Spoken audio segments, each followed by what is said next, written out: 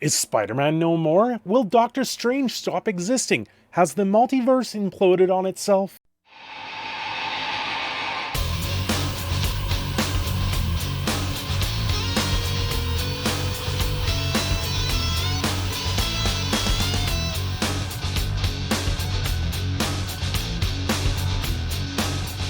Hello and welcome to Cinder Shadow Gaming. I am your host, Cinder Shadow, and today I'm going to dive into the world of Marvel Comics. There is a breaking sort of news story that's going on with Steve Ditko and his estate. There is a lot of talk on what's going to happen now that apparently his estate has canceled the copyright laws, or the copyright of Spider-Man. We have a interesting story. I'm reading the Bounding into Comics version of the story, but Steve Ditko estate files to terminate Marvel copyrights over Spider-Man and Doctor Strange. This is a far-reaching implication of what may happen to Marvel's future. There's a lot of things that could come down to it.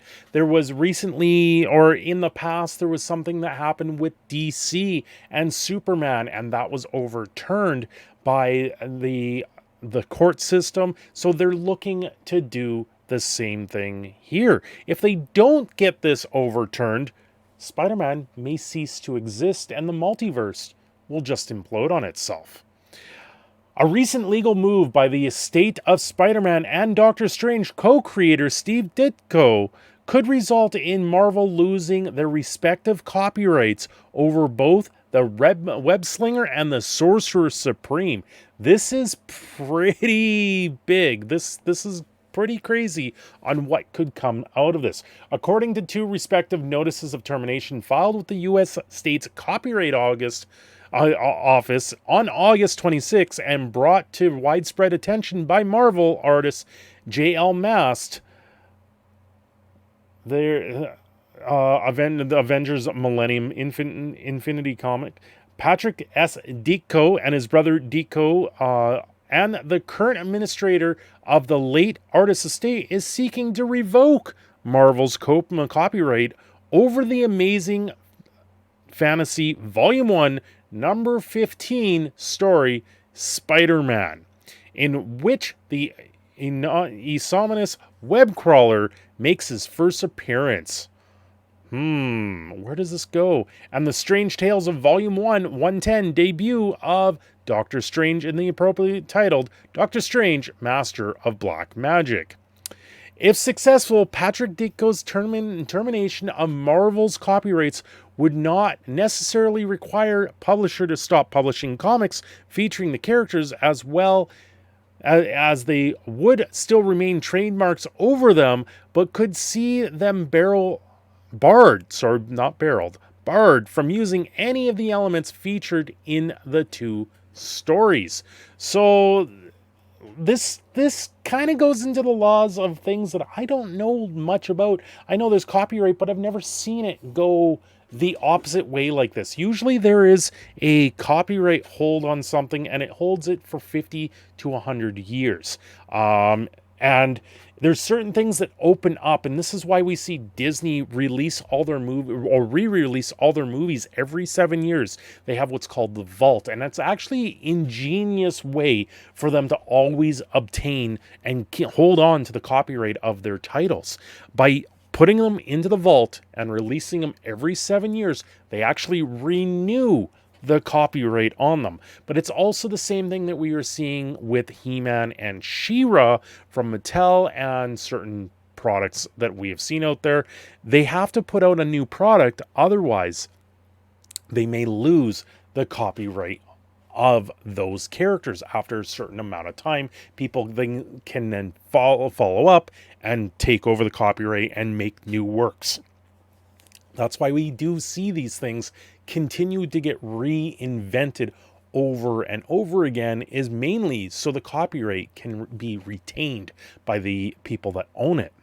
Thus, items such as Spider-Man's web shooters or the Amulet of Agamotto, characters including Aunt May, Uncle Ben, Wong, and the Ancient One, or even both heroes' costumes, could not be used by Marvel in any comic film, or other media.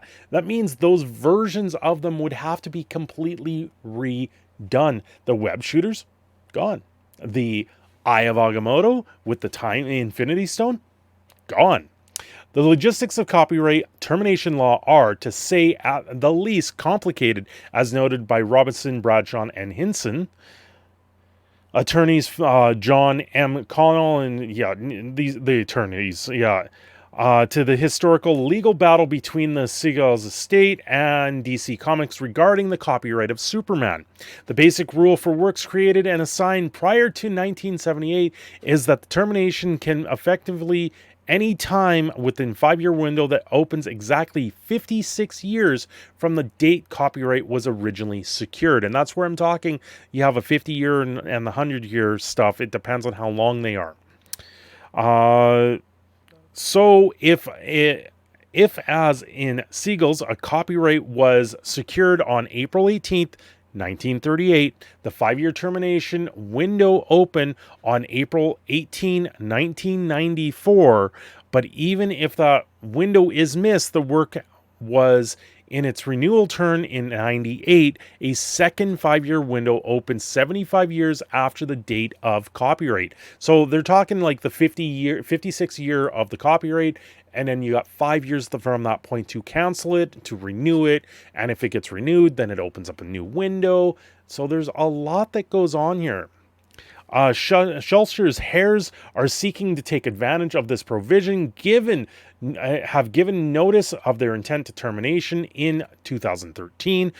1938 plus 75 years, they continued. If a work is first created or assigned after 1978, the termination can generally be effectively any time during a 5-year window beginning 35 years after execution of the grant. And this is the snowball effect that happens with copyright. It's very strange to see how some absurd stuff that happens with copyright. We recently saw this with Magic the Gathering, where someone actually took a 75 cards, the 60 plus a 15 card sideboard, and copyrighted the deck entirely.